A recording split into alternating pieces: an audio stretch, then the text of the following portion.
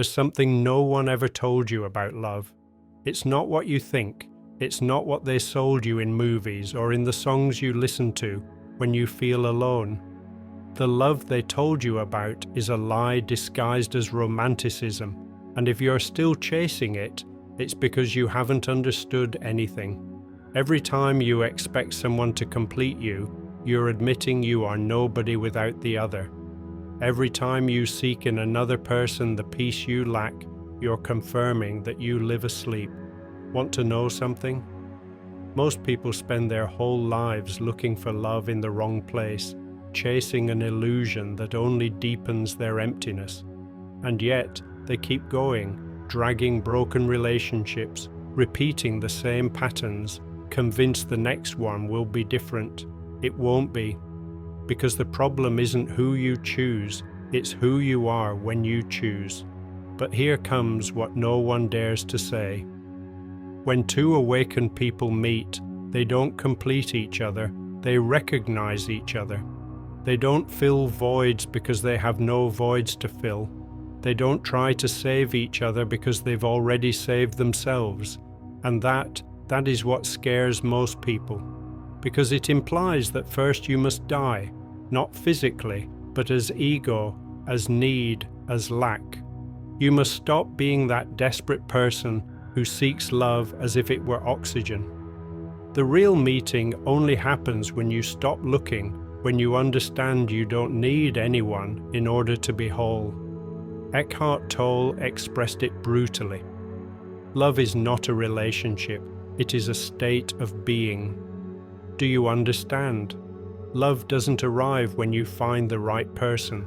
It arrives when you become the right person. Think about this. How many times have you confused dependency with love?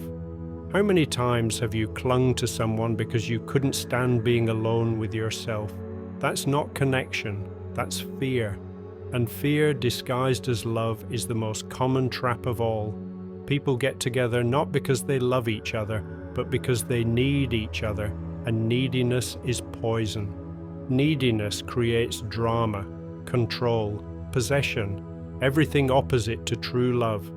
When you need someone, you're saying that without that person you are not enough, and that belief is the root of all suffering. Now imagine the opposite. Imagine no longer needing anything from anyone. Imagine you found peace in your solitude, that you've stopped seeking external validation, that you've become your own source of love. What happens then? Something extraordinary happens. You stop attracting drama and start attracting presence. You stop connecting with people who reflect your lack and start connecting with people who reflect your fullness. And when two beings like that meet, they don't create a common relationship. They create a sacred space. Here is the truth they've hidden from you. Most relationships are built on ego.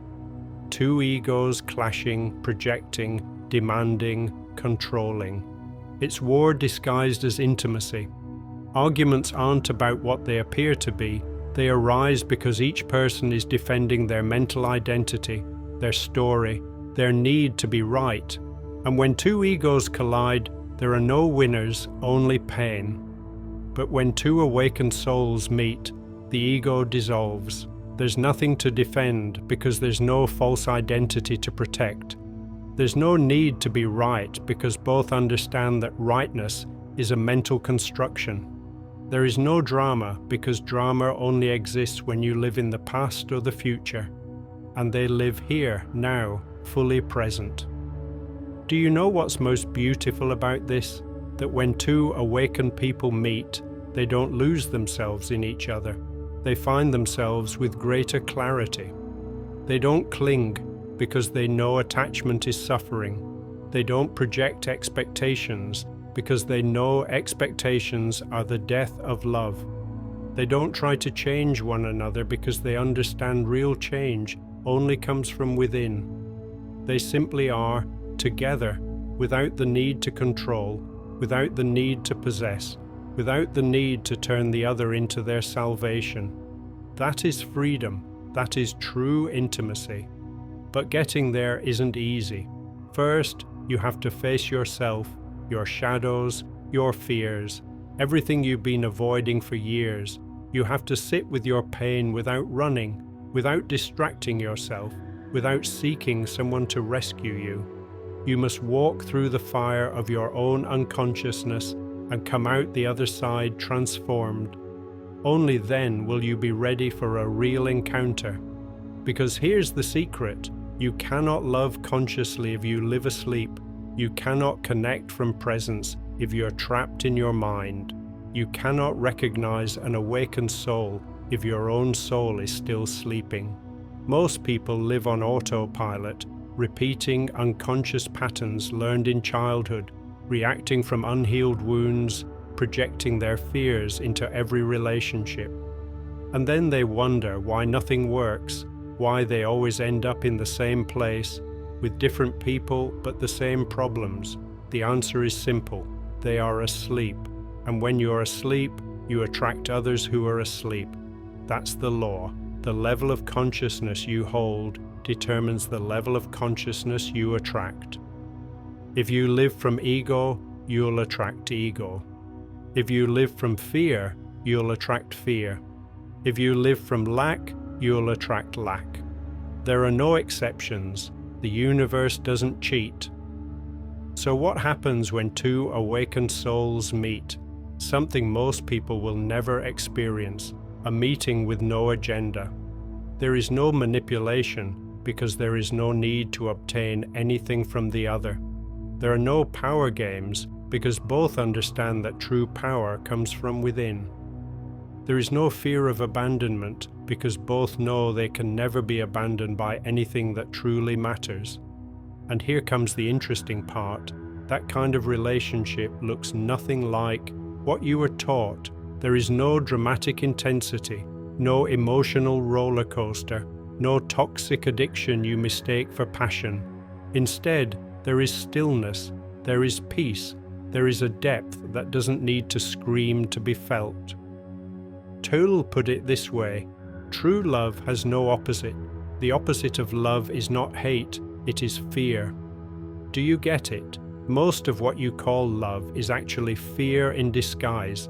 Fear of being alone, fear of not being enough, fear of losing what you think you need to be happy. But real love does not know fear. Real love is the total absence of fear. And you can only love without fear when you have transcended neediness, when you found your completeness within yourself, when you no longer seek outside what can only be found inside. Here's the part no one tells you. That kind of love doesn't come when you look for it. It comes when you stop looking. It comes when you let go of the idea that you need someone to be whole. It comes when you surrender to what is, when you accept that you can be alone and be fine, when you stop resisting reality and start flowing with it. Because the search itself is the problem. As long as you search, you are affirming that you don't have, and what you affirm you don't have cannot come to you. It's a cruel but real paradox. The searching creates the absence. That's why when two awakened souls meet, it's not because they were searching, it's because they stopped searching. Both arrived at that point of surrender, where they let go of need, where they found peace in their solitude, where they became love instead of seeking it. And from that state, the meeting is inevitable, not because they forced it, but because their frequency changed. When you vibrate from fullness, you attract fullness. When you vibrate from presence, you attract presence. It's simple, but simplicity terrifies the conditioned mind. The mind wants complication because complication justifies its existence. The mind wants drama because drama keeps it busy. The mind wants searching because searching gives it purpose. But true love needs none of that. True love is silence. It is being together without needing to fill the space with empty words. It is looking at each other and recognizing something beyond form, something that has no name but is felt by both. It is a connection that cannot be explained with logic because it doesn't come from the mind, it comes from a much deeper place. Here's what few understand. When two awakened souls meet, they don't create a new shared identity. They don't lose themselves in the we to escape the I. They remain themselves, fully individual, fully autonomous, but now share a space of presence. They don't need each other, they choose each other. And that choice comes from freedom, not from dependency. That's the difference. Choosing someone because you want to, not because you need to. Being with someone because they enrich your experience, not because they fill a void. Loving someone from abundance, not from scarcity. But to reach this, you must first destroy everything you thought you knew about love. You must let die the version of you that believes love is possession. You must release the idea that someone owes you something because you're with them.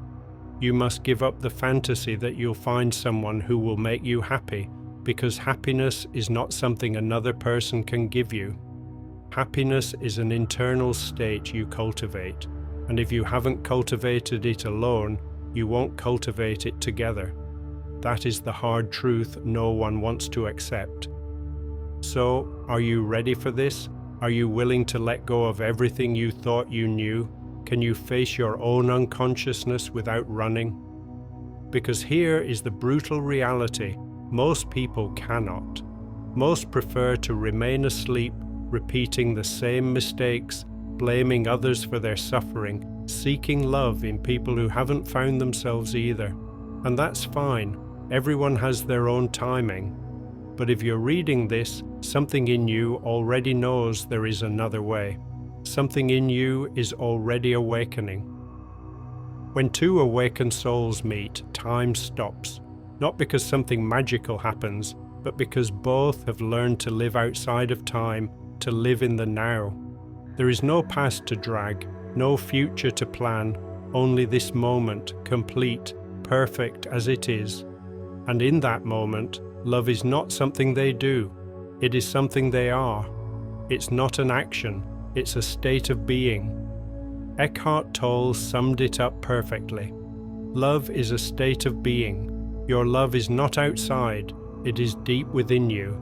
You can never lose it, and it cannot leave you. It does not depend on another body or an external form. Do you understand now? True love does not depend on anyone. It is within you, has always been within you. And when you meet someone who has also discovered it, you don't come together to fill voids. You come together to celebrate the fullness you already have.